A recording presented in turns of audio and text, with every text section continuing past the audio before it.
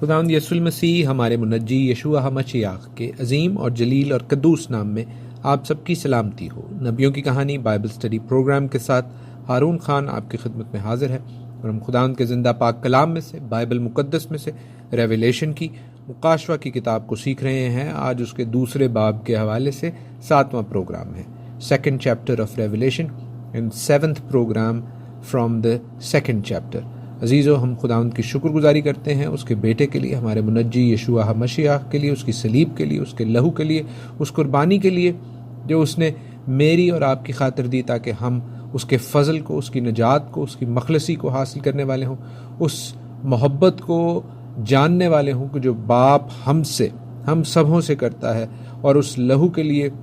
बाप की शुक्रगुजारी करते हैं जिस लहू के वसीला से, जिस कुर्बानी के वसीला से, जिस मोहब्बत के वसीला से हम उस आसमान और ज़मीन के खालिक और मालिक को अपना आसमानी बाप कहकर पुकार सकते हैं, अब्बा कहकर पुकार सकते हैं। खुदावंद में आप सबों के लिए बरकत की और सलामती की दुआ, और खुदावंद के खौफ में, खुदावंद की नज़दीकी में बढ़ने की दुआ। आए खुदावंद के पाक कलाम के इस हिस्से से, रेवलेशन चैप्टर 2 से, जो समरना की कलीसिया के नाम ख़त लिखा गया है, उसके हवाले से सीखें, पाक रूह की हिदायत से और पाक कलाम की रोशनी में बरकत पाएं। कल के प्रोग्राम में हमने इस ख़त के हवाले से इसकी इब्तदाई बातों को सीखा जो बेसिक और बुनियादी थी, जिनमें ख़ास तौर पर जिस टाइटल को यूज़ किया गया है, इनफैक्ट टाइटल्स को यूज़ किया गया है, उनके हवाले से सीखा कि जो खुदा बाप के लिए और खुदा बेटे के लिए इस्तेमाल होते हैं, यूहन्ना उन दोनों टाइटल्स को इस्तेमाल कर रहे हैं। फिर हमने समरना के शहर के हवाले से, वहाँ की लोकेलिटी के हवाले से, वहाँ की पोजीशनिंग के हवाले से, वहाँ के हालात के हवाले से मुख्तसरन सीखा, और फिर जो एज़ा रसानी का, मुसीबत का ज़िक्र है, उसके हवाले से जो यूनानी लफ्ज़ है उस पर मुख्तसरन नज़र दौड़ाई। आज के प्रोग्राम में हम अपना सीखने का सिलसिला वहीं से दोबारा शुरू करेंगे जहाँ दूसरे बाब की 9वीं आयत में कल हमने इस प्रोग्राम को कंक्लूड किया था। आए हम उस कलाम के हिस्से को एक दफ़ा दोबारा पढ़े लेते हैं ताकि हमें समझ आ जाए कि हम किन आयात पर गौर कर रहे हैं, और गुज़श्ता प्रोग्राम के तनाज़ुर में प्रीवियस प्रोग्राम को सुनने के बाद एक दफ़ा फिर हमें उस ब्लेसिंग का, उस बरकत का एहसास हो जो कलाम मुक़द्दस के इस हिस्से में रेवलेशन चैप्टर 2 में मौजूद है। मैं 8वीं आयत से 11वीं आयत तक आपके लिए पढ़े देता हूँ। यूहन्ना लिखते हैं कि समरना की कलीसिया के फरिश्ता को ये लिख कि जो अव्वल और आखिर है और जो मर गया था और ज़िंदा हुआ है, वो ये फरमाता है कि मैं तेरी मुसीबत और गरीबी को जानता हूँ, मगर तू है दौलतमंद, और जो अपने आप को यहूदी कहते हैं और हैं नहीं बल्कि शैतान की जमायत है, उनके लान तान को भी जानता हूँ। जो दुख तुझे सहने हैं उनसे खौफ न कर। देखो, इब्लीस तुम में से बाज को कैद में डालने को है ताकि तुम्हारी आजमाइश हो,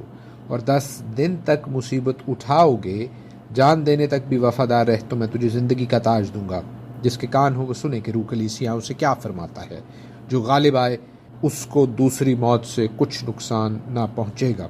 आमीन। अजीज़ो, हम खुदावंद की शुक्रगुजारी करते हैं पाक कलाम के लिए, ख़ास तौर पर रेवलेशन की किताब के लिए, मुकाशवा की किताब के लिए, और इन खतूत के लिए जो ईमानदारों के लिए हैं। याद रखें, ये ईमानदारों की जमात को मुखातिब करके लिखे गए हैं। अब हम इन बातों पर तो गौर कर चुके हैं कि जो मुसीबत और गरीबी का जिक्र है, गरीबी के हवाले से भी मैं आपको गुज़श्ता प्रोग्राम में बता चुका हूँ कि किस तरह उन लोगों को जो खुदावंद की आवाज़ के शिनवा होते हैं, खुदावंद की आवाज़ को सुनते हैं, उसके कलाम पर चलने की कोशिश करते हैं, अपनी फैमिली से और सोसाइटी से, मुआशरे से किस कदर मुश्किलात का सामना करना पड़ता है, जो कि ऑफ कोर्स उनके मुआशी हालात पर भी असर डालता है, उनकी जॉब्स, उनके बिजनेसेस को भी इफ़ेक्ट करता है।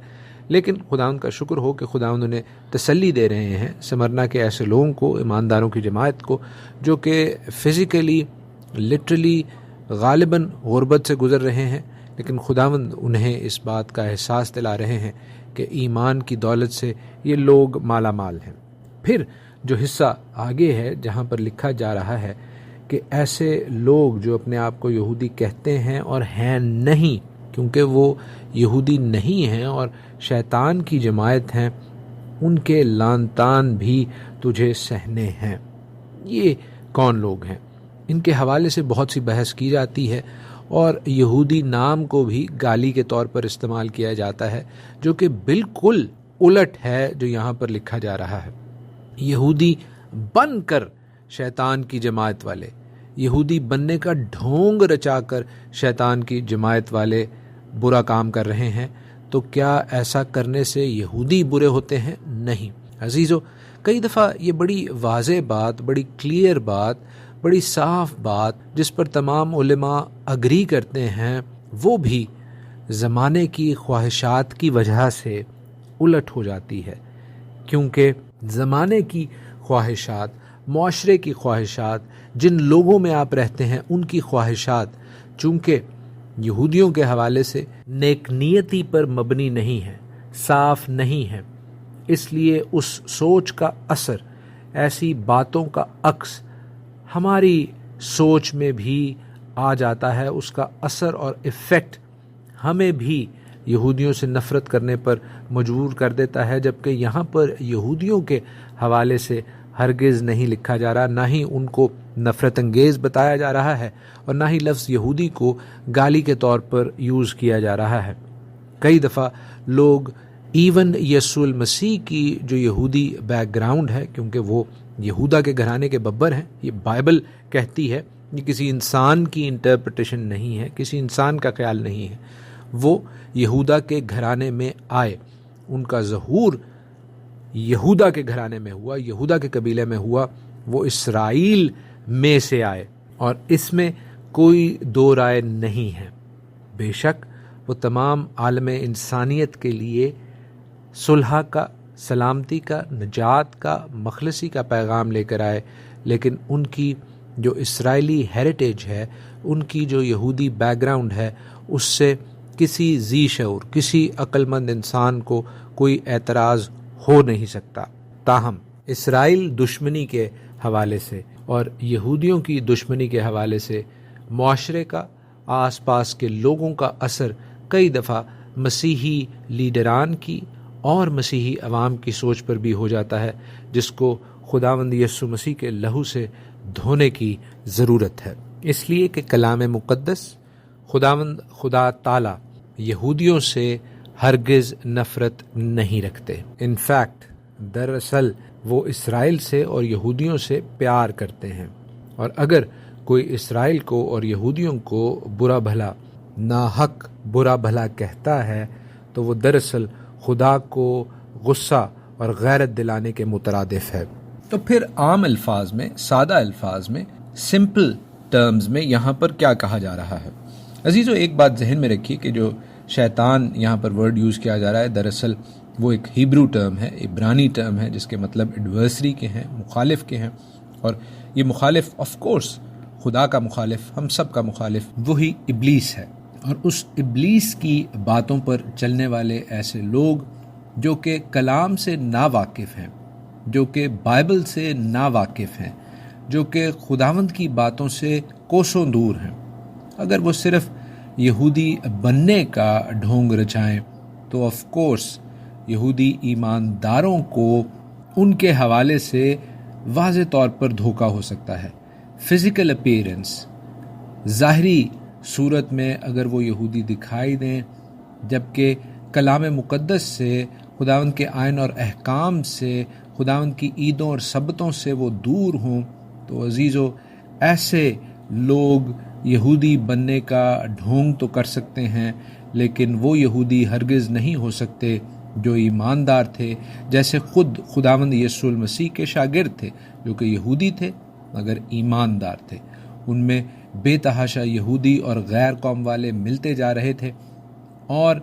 اس ایور گروئنگ گروپ میں جب ایسے لوگ بھی شامل ہوئے جو کہ خداوند کے کلام سے تو دور تھے، خداوند کی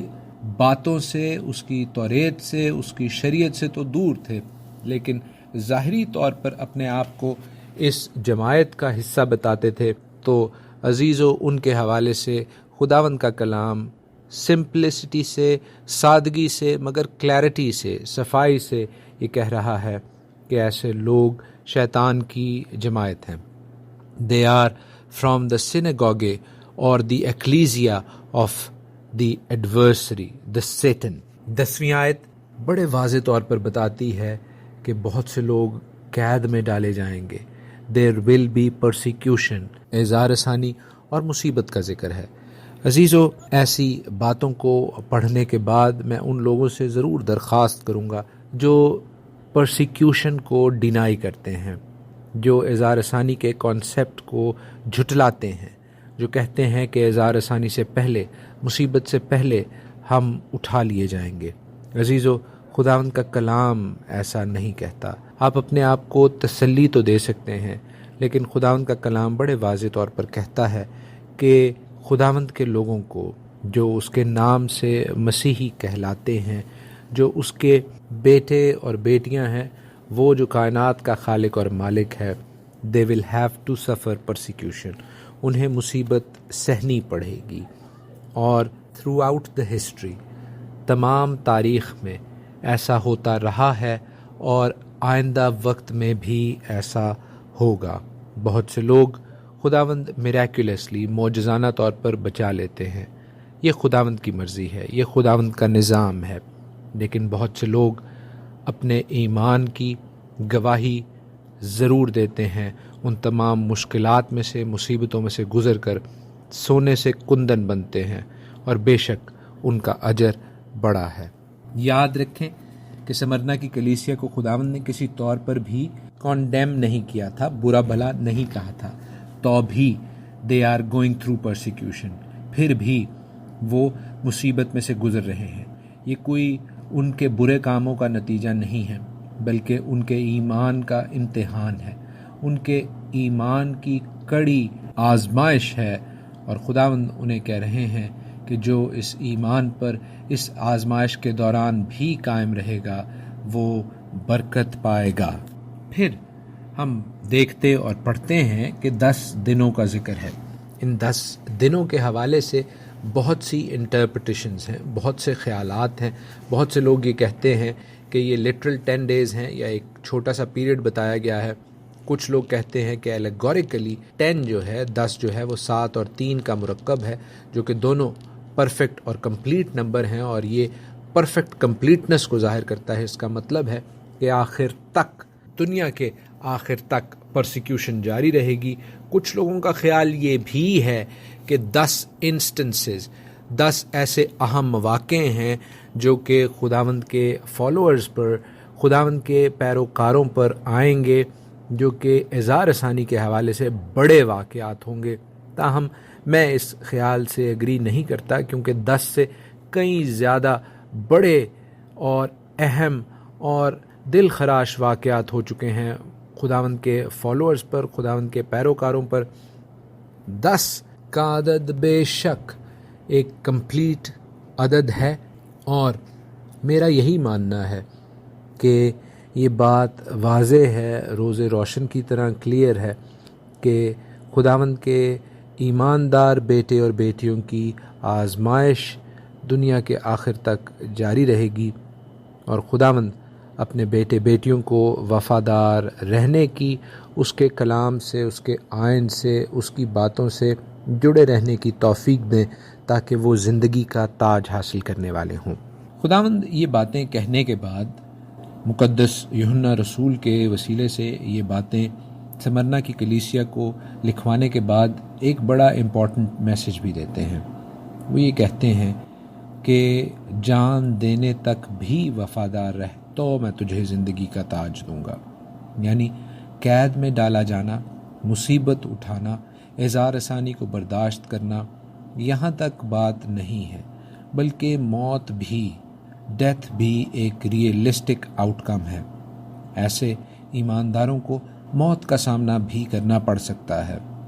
اور کہنے والا کون ہے؟ کہنے والا میرا اور آپ کا منجی یسوع المسیح ہے، جو کہ زندگی اور موت پر فاتح ہے. تو بھی اس کے پیروکاروں کو موت میں سے گزرنا پڑ رہا ہے. ایسا کیوں ہے؟ بہت سے لوگ یہ سوال کرتے ہیں. بہت سے لوگ جب ایمانداروں پر آزمائشوں کو، مصیبتوں کو، اعزار ثانیوں کو، پرسیکیوشن کو ہوتا دیکھتے ہیں تو وہ خداوند کی اس محبت کو، خداوند کے اس اختیار کو چیلنج کرتے ہیں جو لوگوں کی سمجھ میں نہیں آتا کہ کیوں خداوند ایسا ہونے دے رہے ہیں۔ عزیزو، خداوند اپنے خادموں کو، اپنے بیٹے بیٹیوں کو بڑے واضح طور پر کہہ رہے ہیں کہ you may have to face death, تمہیں موت کا سامنا بھی کرنا پڑ سکتا ہے، لیکن یہی ایمانداروں کی آزمائش کا اور آزمائش میں پورے اترنے کا موقع ہے۔ بے شک موت ایک ایسی حقیقت ہے جس سے بہت سے لوگ ڈرتے ہیں، تاہم ہم موت کے بعد اس زندگی کے تاج کی جانب، اس ابدی زندگی کی جانب اپنی توجہ مرکوز رکھیں، اپنا فوکس رکھیں، تو ہمیں علم ہوگا، ہمیں پتہ چلے گا کہ کس طرح یہ دنیا، یہ جگہ عارضی ہے، ٹیمپرری ہے، اور اس جگہ پر، اس عارضی ٹیمپرری جگہ پر دل لگانا